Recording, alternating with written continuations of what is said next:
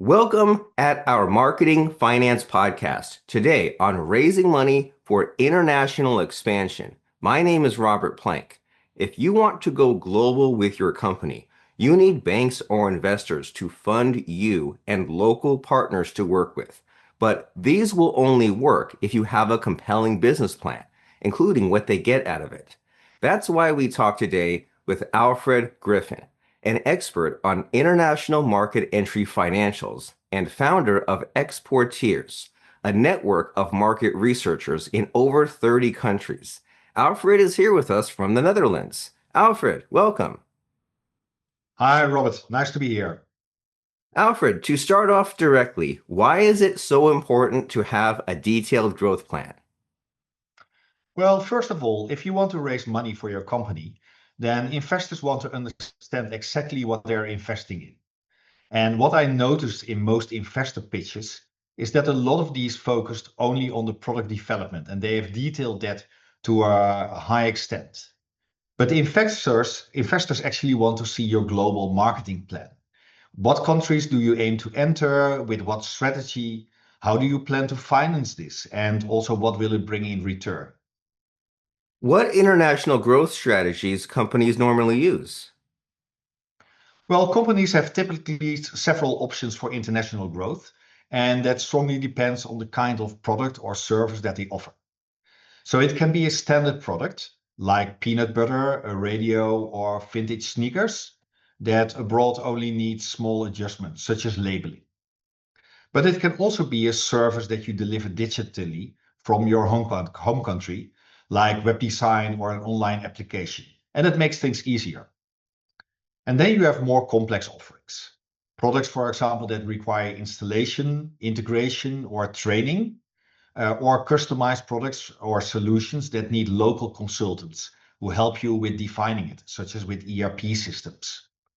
So based on the product type, there are different distribution strategies that you can follow. So first of all, you have indirect distribution, which means selling your product or service to a distributor, a large retailer, or a web shop, who then sells it to the end customers. And this is common for fast-moving consumer goods or other simple products. Ideally, you will get into the major retail chains directly, but if that's not possible, then you can, for example, approach smaller shops through distributors or work with a number of online platforms as an alternative. The other main option is direct distribution. And that means that you, from your company, sell straight to the end customer.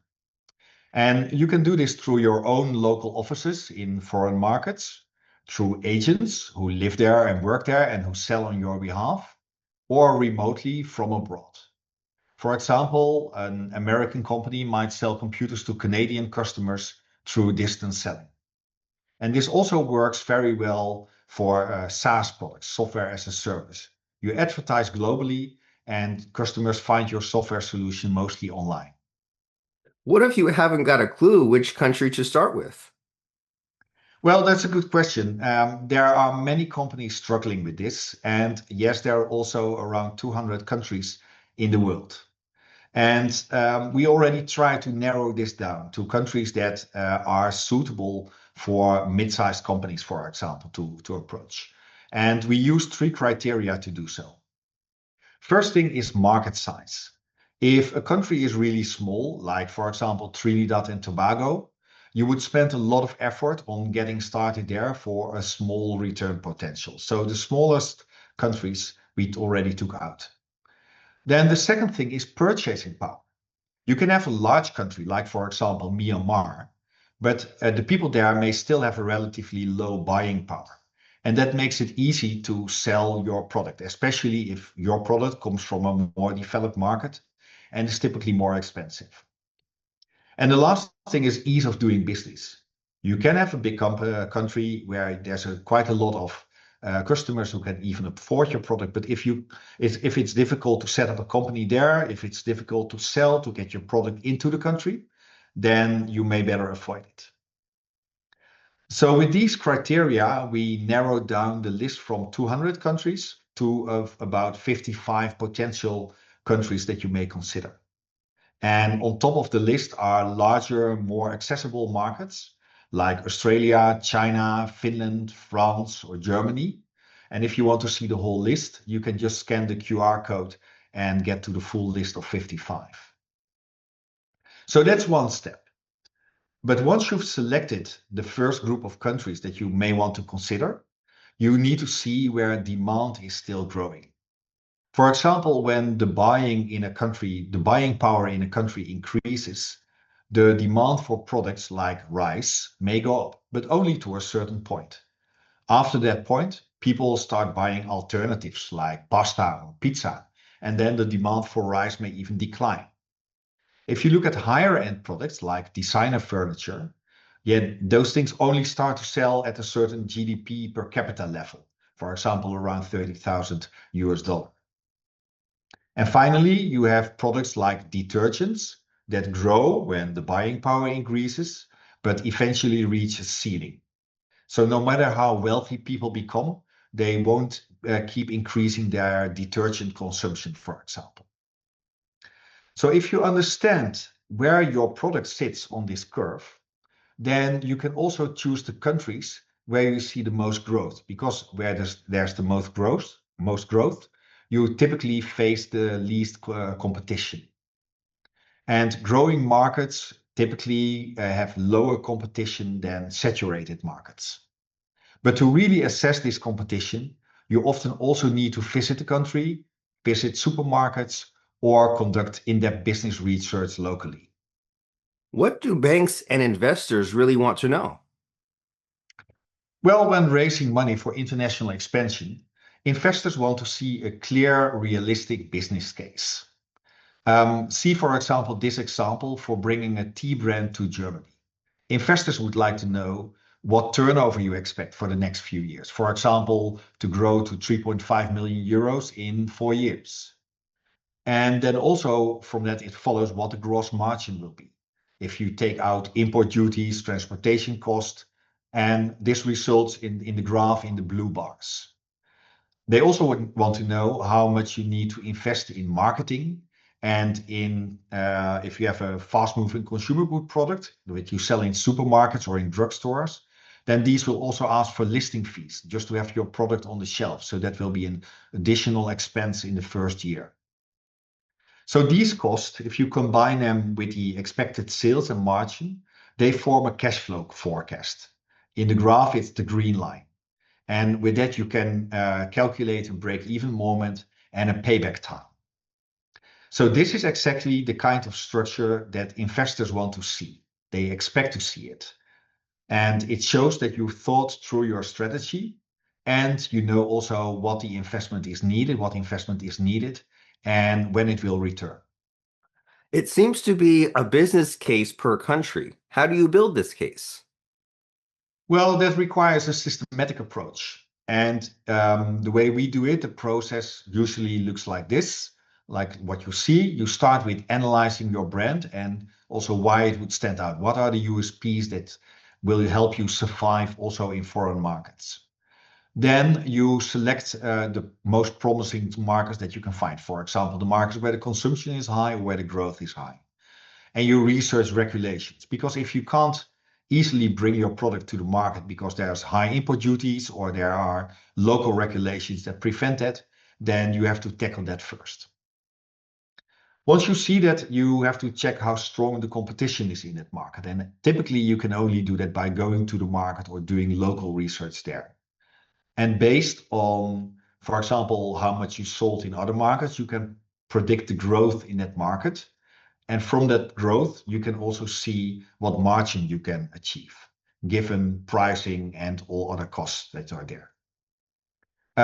You have marketing costs, other costs, as I already mentioned, and this will help eventually to build the business case as I just showed it. A number of these steps you need to do for each market that you consider, and then also you can compare these markets and choose with which market you can best begin. So we have developed extensive tooling for making these kind of calculations. First of all, it's always difficult to predict how much you will sell in a certain country. But if you have already sales data from other countries, We can relate to them. We can normalize them by bringing this back to a share of wallet that you have in that market. And we do that corrected for distribution coverage and competition strengths. So we can develop the metrics for that. And this way you can also see what current countries where you already distribute are doing well and also what countries underperform. You just look at the average line and you see what's above and beyond. So, and we also gathered quite extensive data on market entry costs throughout the years. So these are the costs that you will have to make anyway before any substantial sales comes in. So that could also be legal cost, research cost, first marketing cost. So a lot of these costs depend on the type of offering that I mentioned before, and also on the complexity of the market. And you'll see that more in the table, first estimate. So for example, going from the USA to Canada will be a relatively easy market entry, but going from France to China will be a complex market entry. In what countries do you deliver the service, and how does this work? Well, we are active in many regions. So the Americas, Europe, the Middle East, Africa, Asia, and Oceania, where it comes to Australia and New Zealand. And in each of these regions, we have local specialists, and they can conduct market research tailored to your specific product. And that's even for niche products where no market report exists, like, for example, detergents for the inside of chemical installations. So we can just look at this and see, okay, what would be the market for your product there? The typical approach that we have consists of three phases. So we start with the local market research. Based on the outcomes of that, we can develop a business case for the country where you see all the cost and potential revenue. And eventually we turn it into an investor presentation. And that highlights everything that an investor needs to know from this. These phases are priced separately because costs vary by country. But we work step by step and we are really transparent on the pricing. You can find all the details on our website. And in addition, we can also help you approach and convince local distribution partners. Just to show a few things, we have worked with a number of large companies, as well as a whole lot of many smaller clients. So you see a few logos here. And if you want to learn more, then just feel free to go to the website or connect with me through LinkedIn. Thank you very much for the interview. It was very insightful. Thank you very much. I like doing it and hope to see you next time.